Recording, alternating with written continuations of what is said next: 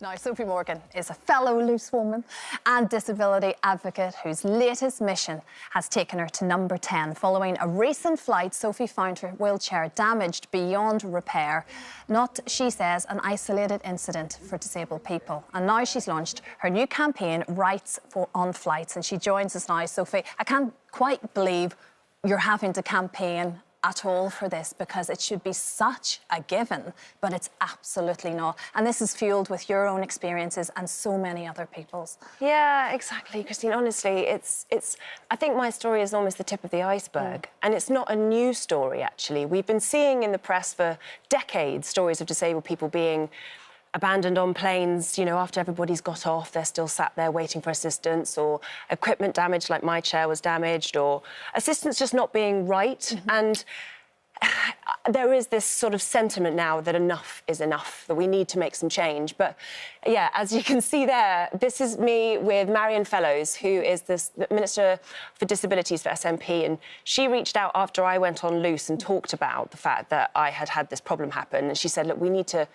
create a campaign. We need to make some noise. We need to make some change. So the campaign has come around actually at a really interesting time as well, because I didn't quite understand that we're at an interesting junction where, because of Brexit, we are potentially at a point where we could look at the laws in a new way, that the laws that govern accessible air travel can be now sort of refreshed.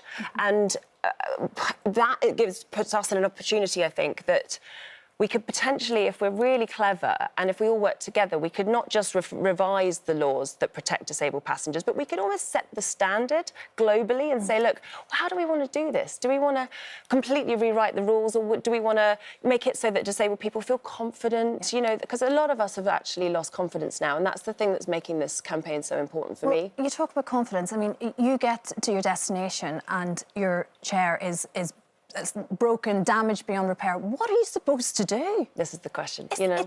You can't even begin to imagine what is going through your mind in that moment, because this is your line to get anywhere, get around, meet people. It's beyond thought that this can even happen. You know what? That's what I try and explain to people, that if there was any chance that when you flew, your legs might get broken, would you take that risk? Absolutely. You know what I mean? You probably wouldn't, right? But for us, as wheelchair users, we know that we have to take that risk when we fly, that there's every chance that when we land, we might be met with a chair that doesn't work. And then what do we do? Thankfully, I'm lucky that I have a spare wheelchair, so I've been using that spare chair.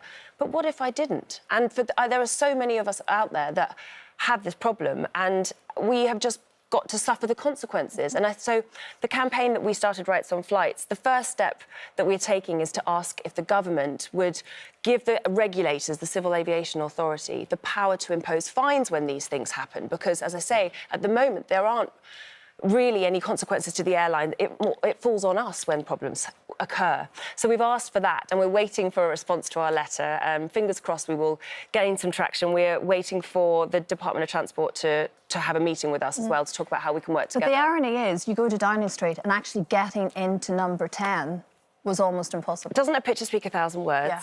There's no wheelchair access. There's no wheelchair access into the building that represents so much for us. And it makes me sad, because I think, you know, what if you're a young disabled person and you have aspirations to be a leader, to work in government, and you see something like that, it just sends the wrong message. And I know it's an old building, and I know that there'll be people who will say, we can't make everything accessible.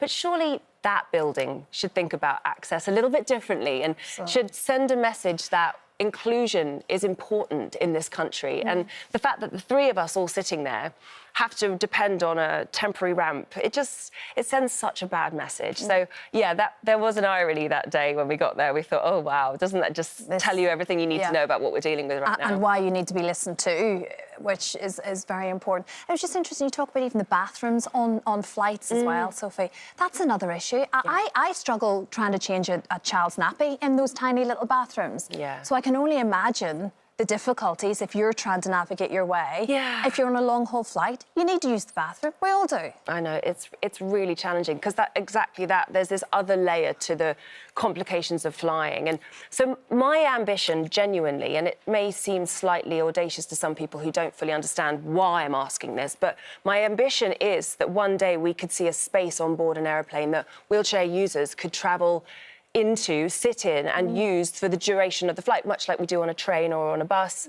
If you want to transfer into a seat, then you can, but you have the chance to be able to get your wheelchair and be able to go to the bathroom, which itself needs to be accessible. Now, that is my dream, because at the moment, if you think about it, we're being forced away from our mobility devices when we get to the aircraft, and that doesn't happen anywhere else in life. That you're forced away. And you're trusting someone else to look after, which is that's it. You're then dependent on somebody else, and the reality is that those systems can fall down, and they do, and they do. Your independence is taken away from you, and it's just not very humane, you know? Well, Sophie, if anyone can make this change, make this happen, it is you. I hope and, so. Yeah, Thank you. I feel really proud of you doing it, because it needs to happen. And Sophie, thank you very much. Good luck. We will be talking undoubtedly about this again. We will.